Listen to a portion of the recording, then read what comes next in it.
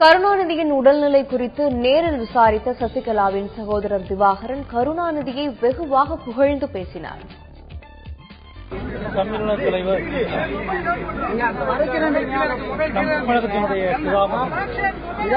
திராவிட முன்னேற்ற கழகத்தினுடைய அரும்பெரும் தலைவர் டாக்டர் கலைஞர் அவர்கள் நோய்வாய்ப்பட்டு ஒரு 2-3 நாட்களாக ஓய்வில் இருக்கிறார்.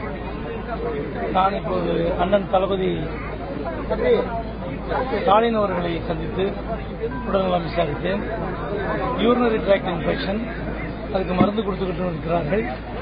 கண்ட்ரோலுக்கு வந்துருச்சு, அதனால ஒன்றும் பயப்படுறாப்புல இல்லை என்று எனக்கு கூறினார்கள். இப்போது ஒன்றும் கவலைப்படுவதற்கு ஒன்றும் தேவையில்லை என்று திரு ஸ்டாலின் அவர்கள் சொன்னார்கள். நான் இதற்காகவே வந்தேன், தலைவர் கலைஞர் அவர்களுடைய உடல்நலம் விசாரித்துட்டு போவதற்காக. ஏன்னா ஊரில் இருக்கும்போது அங்கே எல்லாருமே என்னென்னமோ செய்தெல்லாம் சொல்றாங்க.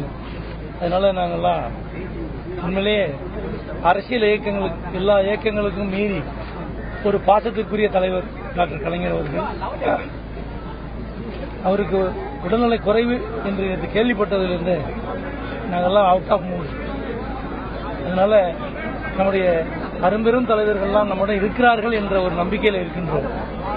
திராவிட கழகங்களுக்கு, திராவிட கொள்கைகளுக்கு இப்போ மிகப்பெரிய நெருக்கடியான காலகட்டம்.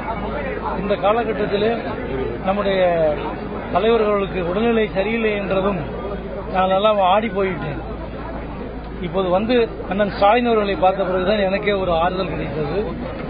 அவர் நலமாக உள்ளார் என்று அந்த வைத்தியம் ட்ரீட்மெண்ட் நடந்து கொண்டிருக்கின்றது.